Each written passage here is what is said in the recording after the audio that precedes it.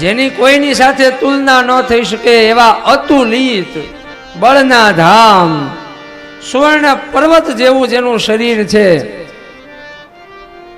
દાનવોનું દમન કરવા વાળા, જ્ઞાનીઓના પણ જ્ઞાની, જ્ઞાનીનામ અગ્રગણ્યમ, બધા ગુણને ધારણ કરવા વાળા, વાનરોના અધિપતિ, રાઘવના પરમ ભક્ત, હે હનુમાનજી મહારાજ, હું આપને નમસ્કાર કરું છું. સુંદરકાંડના નાયક છે હનુમાનજી મહારાજ, અને આ કથા હનુમાનજી મહારાજની.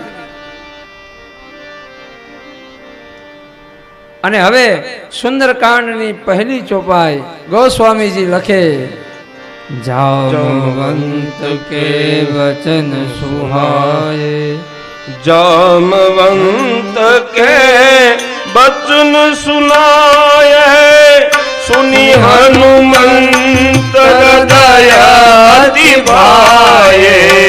जामवंत के बचन सुनाए, सुनी हनुमंत हृदय अति भाए.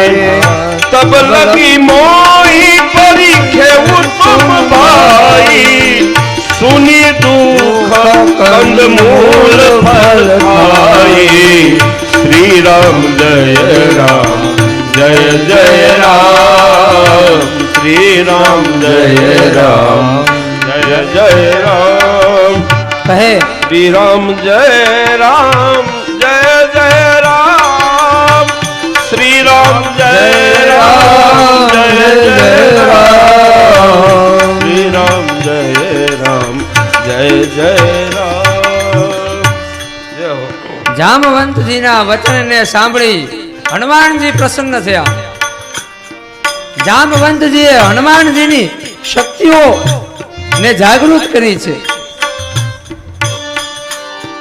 અને કહે કે હવે હનુમાનજી લંકામાં જવા માટે તૈયાર, અને બધા વાનરોને એક સુંદર મજાનો બોધ આપ્યો છે કે હું લંકામાં જાઉં છું, તમે બધા અહીંયા રહો, વિશ્રામ કરો, રામનું સ્મરણ કરો, ફળ ફૂલ ખાઓ, હું આવું પછી આપણે બધા સાથે રામજીની પાસે જશું અને રામજીને એ સમાચાર આપશું. હનુમાનજીને ભરોસો છે કે હું નિષ્ફળ નહીં થાઉં,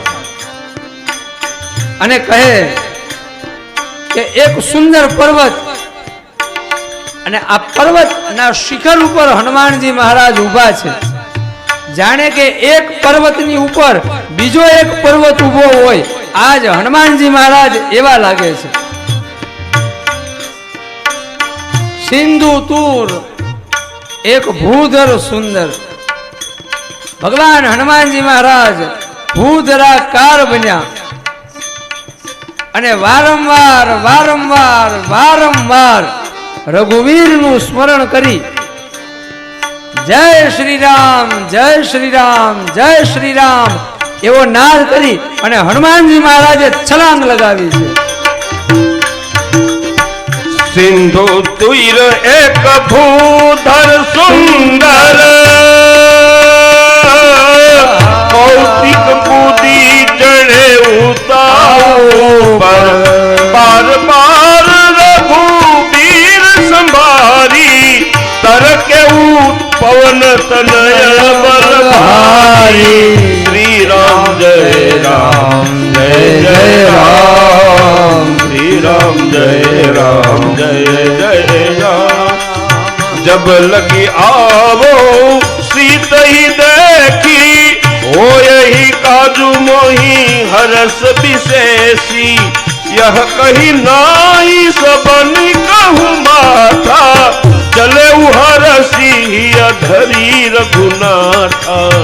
श्री राम जय राम जय जय राम, श्री राम जय राम जय जय राम. કહે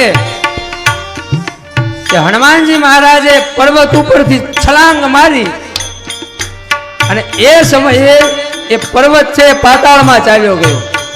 ધરતી ઉપર એક ખળભળાટ થયો. જેવી રીતે ભગવાન રાઘવ પોતાના ધનુષ ઉપરથી બાણને છોડે. આજ હનુમાનજી મહારાજ એવા લાગે છે. જય હો. હનુમાનજી મહારાજ એટલે કોણ? હનુમાનજી મહારાજ એટલે કે રામનું બાણ. જાણે કે રાઘવે પોતાના એ અમોધ ધનુષ્યમાંથી એક તીર છોડ્યું હોય એવી એક ઉત્તમ ગતિથી હનુમાનજી મહારાજ લંકા તરફ જઈ રહ્યા છે. જય ગિરિ ચરણ દેઈ હનુમંત ચલે સોગા પાતાલ તુરંત जिमि अमोघर भूपति कर बाणा एहि भांति चले हनुमाना श्री राम जय राम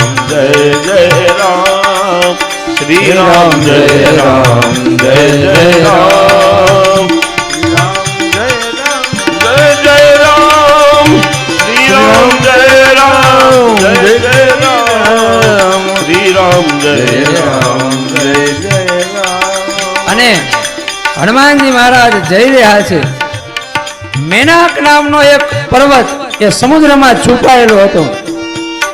આ ખળભળાટ જોયો એટલે મેનાક બહાર આવ્યો છે કે હે હનુમાનજી, તમે રામ કાજ કરવા માટે જઈ રહ્યા છો, તમે થોડીક વાર માટે મારા પર્વત ઉપર, આ મારા આશ્રય ઉપર વિશ્રામ કરો.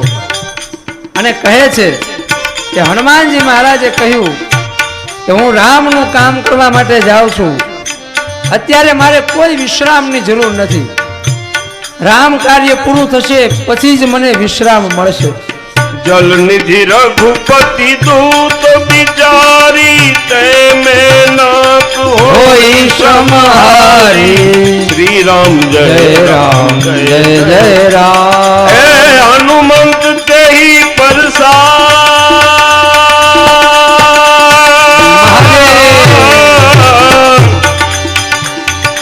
कर पुनि कीन प्रणाम राम काज काने बिनु मोहि कहा बिसराम जात पवन सुत देवन देखा जाने कहु बल बुद्धि विशेषा श्री राम जय जय राम श्री राम जय जय राम श्री राम जय जय जय અને ત્યાં હનુમાનજી મહારાજ આગળ જઈ રહ્યા છે તો સુરસા નામની એક રાક્ષસી આવી છે. એ સર્પની માં છે. દેવતાઓએ આ સુરસાને મોકલી છે. રામદૂત રામ કાર્ય કરવા માટે જઈ રહ્યા છે તો સુરસાએ વિચાર કર્યો કે હું જરા જોઉં તો ખરા કે આ રામદૂતમાં કેટલી શક્તિ છે, એનામાં કેટલી બુદ્ધિ છે. અને સુરસા આવી એને પોતાનું મુખ ઉગાડ્યું છે. કહે કે મને એવું લાગે છે કે આજ દેવતાઓએ મને આહાર આપ્યો છે, મને ભૂખ લાગી છે. હે વાનર, હું તને ખાઈ જઈશ. અને ત્યારે સુરસાના મુખ કરતા ભગવાન હનુમાનજી મહારાજે પોતાના દેહને વધાર્યો છે. દેહને વધારવો, દેહને ઘટાડવો, દેહને ઊંચો લઈ જવો, એને સૂક્ષ્મ કરી દેવો, આ બધી સિદ્ધિઓ છે. અણિમા મણિમા આવી 10 સિદ્ધિઓનું વર્ણન શાસ્ત્રમાં છે. અને ભગવાન હનુમાનજી કોણ છે? એ સિદ્ધિઓના દાતા છે, સિદ્ધિઓના સ્વામી છે. એ સિદ્ધ હનુમાનજી મહારાજે પોતાના આકારને મોટો કર્યો છે. सुरसा नाम अहिन के माता पठ इन्हीं आई कही जही बाता आज सुरन मोही दिन आहारा सुनत बचन कह पवन कुमारा श्री राम जय जय राम श्री राम जय जय राम. સુરસાએ પોતાનું મુખ છે ને એ 1 યોજન જેટલું વિસ્તાર કર્યું છે. હનુમાનજી મહારાજ 2 યોજનના બન્યા છે. સુરસાએ પોતાનું મુખ 4 યોજનનું કર્યું છે. શું કામ? કે આપણે લાડવો ખાવો હોય તો લાડવો જેવડો હોય ને એના કરતા આપણું મોઢું મોટું હોવું જોઈએ. કોળિયા કરતા મોઢાનો આકાર મોટો હોવો જોઈએ. સુરસાને એમ કે આ મારું ભોજન છે, હું આને કોળિયો કરી જાઉં. પણ જેટલું મુખ ઉગાડે આ કોળિયો એટલો જ મોટો થાય. કારણ કે આ કોણ છે? આ મહાકાળ છે, મહાદેવ છે, હનુમાનજી થઈને આવ્યા છે. સુરસા 4 યોજન તો હનુમાનજી 8 યોજનના બન્યા. સુરસાનું મુખ 16 યોજન તો હનુમાનજી મહારાજ 32 યોજનના બન્યા છે.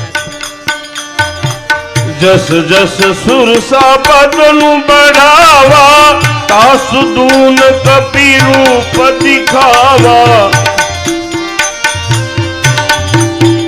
કહે કે ત્યારે સુરસાએ પોતાના મુખને 64 યોજનનું કર્યું છે. સતજોજન દહી આનંદ કીના, અતિ લઘુ રૂપ પવન સુતલીના. શ્રી રામ જય રામ જય જય રામ, શ્રી રામ જય રામ જય જય રામ, શ્રી રામ જય રામ જય જય રામ. કહે કે જ્યારે સુરસાએ પોતાનું મુખ 64 યોજનનું કર્યું એટલે હનુમાનજીએ વિચાર કર્યો કે 64 ને 2 વડે ગુણો એટલે 128 થાય. પણ આ સમુદ્ર જ 100 યોજનનો છે. જો હું મારું રૂપ એવડું મોટું કરી દઈશ તો મારો એક પગ રામજી પાસે હશે અને એક પગ રાવણ પાસે હશે. આ સમુદ્ર ટૂંકો થઈ જશે. બુદ્ધિમતામ વરિષ્ઠમ જ્ઞાનીનામ અગ્રગણ્યમ. એટલે ભગવાન છે નાના બની ગયા. ક્યારે મોટા થઈ જવું, ક્યારે નાના થઈ જવું એ જાણવું હોય તો હનુમાનજી મહારાજને ભજો. હનુમાનજી મહારાજ આપણને બતાવે છે કે ક્યારે મોટા બની અને મોટું કામ કરવું, ક્યારે નાના બની જવું એ હનુમાનજી મહારાજને ખબર છે. આજ સૂક્ષ્મ રૂપ ધારણ કર્યું અને હનુમાનજી મહારાજને એ સુરસાના મુખમાં એક ચક્કર લગાવ્યું. જય શ્રી રામ એમ મુખમાં જઈને કીધું. આ સુરસાએ ક્યારે ભગવાનનું નામ લીધું નથી અને આજ અનાયાસ એ મુખની અંદર જય શ્રી રામ એ ધ્વનિ ગુંજી ઉઠ્યો. ત્યાં તો સુરસા ધન્ય બની ગઈ. હનુમાનજી મહારાજે સુરસાનો ઉદ્ધાર કર્યો અને ત્યાં સુરસાએ વંદન કર્યા. હવે હનુમાનજી મહારાજે પોતાની યાત્રાને આગળ વધારી છે. તમે ભગવાનનું કામ કરવા માટે નીકળો ને એટલે રામ કથા એવું કહે છે કે ઘણાય વિઘ્ન આવે. આ બધા વિઘ્ન છે.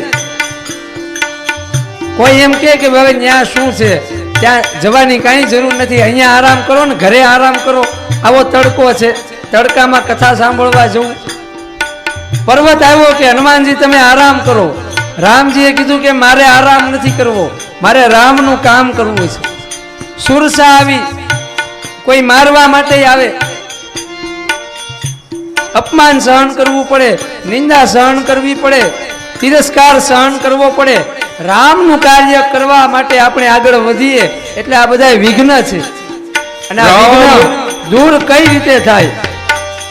આ વિઘ્ન દૂર ત્યારે થાય કે જ્યારે આપણા જીવનમાં હનુમાનજીનું ભજન હોય, હનુમાનજીનું નામ હોય, ત્યારે જ આ વિઘ્ન દૂર થાય.